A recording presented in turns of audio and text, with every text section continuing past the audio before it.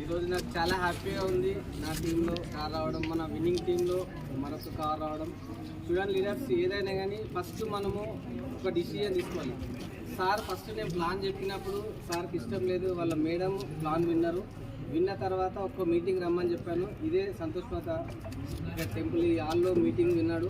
నాకు ఒకటే చెప్పింది, సార్ నేను ఒక హాఫ్ అన్ అవర్ కంటే ఎక్కువ ఉండను, నన్ను ఇబ్బంది పెట్టదు, అది నచ్చకుండా వెళ్ళిపోతాను చెప్పిండు. సరే అని చెప్పేసి ఇక్కడ హాఫ్ అన్ అవర్ కూర్చుంటున్న వ్యక్తి ఈ మీటింగ్ అయిపోయేంత వరకు నేను అబ్జర్వ్ చేస్తూనే ఉన్నాను.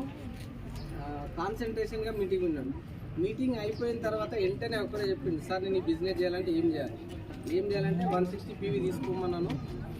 ఒక్క నిమిషం కూడా ఆలోచన చేయకుండా సరే వెళ్దామని చెప్పి అదే రోజు స్టోర్కి వెళ్ళి 160 PV తీసుకున్నాను. తీసుకొని బిజినెస్ అనేది స్టార్ట్ చేసాడు. అది తీసుకొని ఇంటికి వెళ్ళిన తర్వాత ఒకటే రోజులో సేల్ చేసేసాడు. మళ్ళీ ఫోన్ చేసి సార్ నాకు మళ్ళీ ప్రోడక్ట్ కావాలి తీసుకురమ్మని చెప్పి.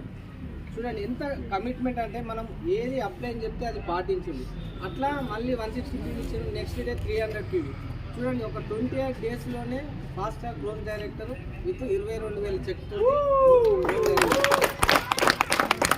చూడండి ఏదైనా కానీ ఒక ఇన్నోసెంట్ తోటి పనిచేసింది. ఏదైనా కానీ సార్ ఇట్లా ప్లాన్ చేయాలి, ప్రతిరోజు అప్లైన్ సబ్మిషన్లో ఉన్నాడు కాబట్టి ఈరోజు ఇంత మంచి కార్ తీసుకోవడం నాకు చాలా హ్యాపీగా ఉంది.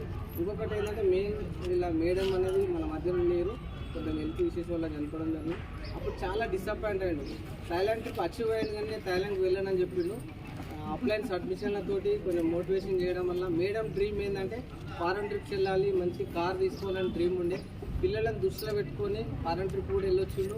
ఇప్పుడు పిల్లల కోసం మంచి కార్ అచీవ్మెంట్ చేసిండు, మంచి ఇన్కమ్ తీసుకుంటుండు, మంచి డిసిజన్ తీసుకొని నెక్స్ట్ మిషన్ 180 డేస్ పెట్టుకొని క్రౌన్ 1 lakh చెక్ కోసం పనిచేస్తుండు.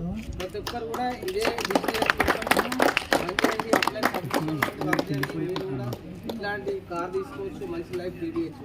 Thank you. నాకు అప్లై అవకాశం ఇచ్చినందుకు మా థ్యాంక్ యూ.